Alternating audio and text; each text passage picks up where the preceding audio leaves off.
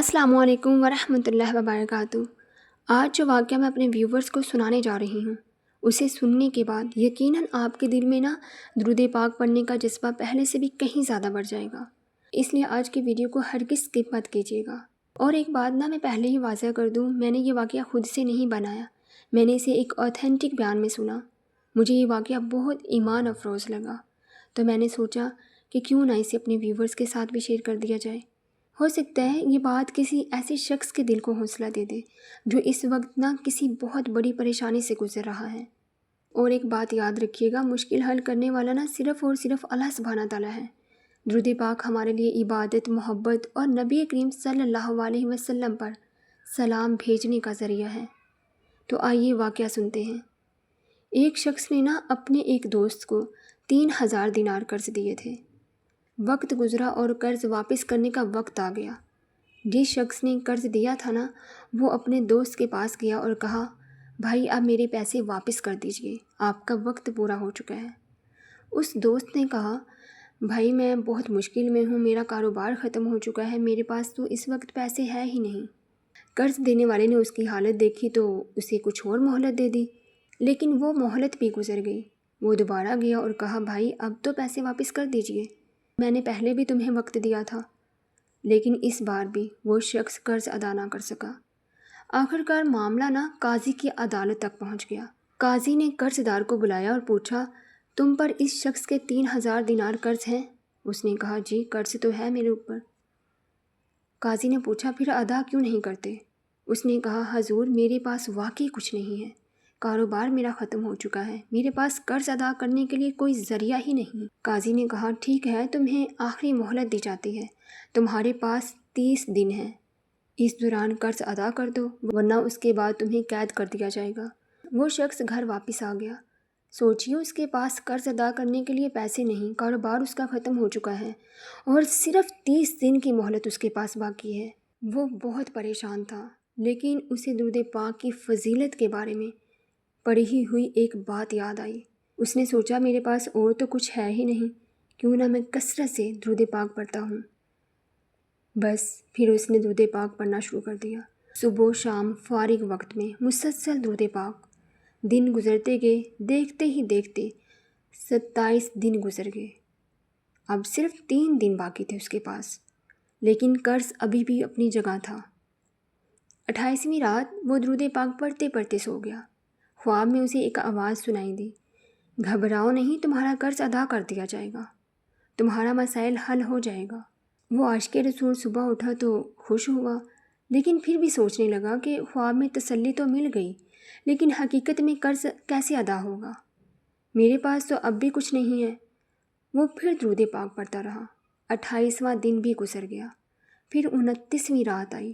اس رات خواب میں نبی کریم صلی اللہ علیہ وسلم کی زیارت ہوئی، سبحان اللہ، اور اسے فرمایا گیا، گھبراؤ نہیں، علی بن عیسیٰ وزیر کے پاس جاؤ، وہ تمہارا قرض ادا کر دے گا۔ صبح اس شخص کے دل میں امید پیدا ہوئی، لیکن پھر بھی ایک سوال اس کے ذہن میں آیا، میں وزیر کے پاس تو چلا جاؤں گا، لیکن وہ میری بات کیسے مانے گا؟ اگر وہ کہے گا کہ تمہارے پاس کوئی ثبوت ہے کہ تمہیں یہ بات واقعی خواب میں بتائی گئی ہے، تو میں کیا جواب دوں گا؟ پھر اس کا آخری دن بھی درود پاک کثرت سے پڑھتے ہوئے گزرنے لگا۔ 29ویں رات آ گئی۔ اگلی صبح اسے عدالت میں جانا تھا۔ اس رات خواب میں پھر بشارت ہوئی کہ وزیر کے پاس جاؤ۔ اس عاشق رسول نے عرض کیا، اگر وزیر نے کوئی نشانی مانگی تو؟ نبی پاک صلی اللہ علیہ وسلم نے اسے ایک نشانی بتائی کہ وزیر سے کہنا، آپ روزانہ فجر کی نماز کے بعد 5000 مرتبہ درود پاک پڑھتے ہیں اور جب تک اپنا معمول مکمل نہیں کر لیتے کسی سے گفتگو نہیں کرتے۔ یہ بات صرف آپ اور آپ کا رب جانتا ہے۔ اب صبح ہوئی۔ وہ شخص عدالت جانے سے پہلے وزیر کے پاس پہنچ گیا۔ وزیر اپنے لوگوں کے ساتھ بیٹھا تھا۔ اس عاشق رسول نے کہا، مجھے آپ سے ایک ضروری بات کرنی ہے۔ وزیر نے کہا، بتاؤ کیا بات ہے؟ اس عاشق رسول نے کہا، میں آپ کے لیے ایک پیغام لے کر آیا ہوں۔ وزیر نے پوچھا، کس کا پیغام؟ اس نے کہا، نبی کریم صلی اللہ علیہ وسلم کا پیغام۔ وزیر چونکہ خود بھی عاشق رسول تھا، فوراً متوجہ ہوا اور کہنے لگا، بتاؤ کیا پیغام ہے میرے لیے؟ اس عاشق رسول نے کہا، میں 3000 دینار کا مقروض ہوں، آج میری آخری مہلت ہے، مجھے کہا گیا ہے کہ میں آپ کے پاس آؤں اور آپ سے اپنے قرض کی ادائیگی کے لیے مدد مانگوں۔ وزیر نے پوچھا، لیکن تمہاری بات پر میں یقین کیسے کروں؟ کوئی نشانی ہے آپ کے پاس؟ اس عاشق رسول نے کہا، جی نشانی ہے میرے پاس۔ پھر اس نے وزیر کو وہ راز بتا دیا جو صرف اور صرف وزیر اور اس کا رب جانتا تھا۔ اس نے کہا، آپ روزانہ فجر کے بعد 5000 مرتبہ درود پاک پڑھتے ہیں اور اپنا معمول مکمل ہونے تک کسی سے بات نہیں کرتے۔ یہ سنتے ہی وزیر کی آنکھوں میں آنسو آ گئے۔ اس نے کہا، مرحبا یا رسول اللہ صلی اللہ علیہ وسلم، اگر میرے درود کی وجہ سے میرے آقا صلی اللہ علیہ وسلم کی طرف سے یہ پیغام آیا ہے تو میرے لیے اس سے بڑی خوشی کیا ہو سکتی ہے؟ وہ فوراً سے اٹھا، اپنے کمرے میں گیا اور کچھ دیر بعد واپس آیا۔ اس نے 3000 دینار اس شخص کے ہاتھ میں رکھے اور کہا، یہ تمہارے قرض کی رقم ہے۔ پھر مزید 3000 دینار دیے اور کہا، یہ اس خوشخبری کا نذرانہ ہے جو تم میرے لیے لے کر آئے ہو۔ پھر مزید 3000 دینار دیے اور کہا، یہ اپنے بچوں کے لیے چھوٹا موٹا کام شروع کرنے میں لگا دینا، اور ساتھ کہا، آئندہ کبھی کوئی ضرورت ہو تو مجھے ضرور بتانا، مجھے اپنی خدمت کا موقع دینا۔ سوچئے، جو شخص ایک رات پہلے 3000 دینار کا مقروض تھا، جسے اگلے دن عدالت اور قید کا سامنا کرنا تھا، اب اس کے ہاتھ میں 9000 دینار تھے۔ وہ واپس عدالت پہنچا، قاضی نے اسے دیکھا تو حیران رہ گیا، پوچھا، یہ رقم کہاں سے آئی تمہارے پاس؟ تم تو کہہ رہے تھے کہ تمہارے پاس کچھ نہیں بچا۔ اس شخص نے پورا واقعہ سنا دیا اور گویا اس کی حالت یہ کہہ رہی تھی، یہ تو کرم ہے ان کا، ورنہ مجھ میں تو ایسی کوئی بات نہیں، اتنا دیا سرکار نے مجھ کو، اتنی میری اوقات نہیں۔ قاضی نے جب سارا واقعہ سنا تو وہ بھی متاثر ہوا۔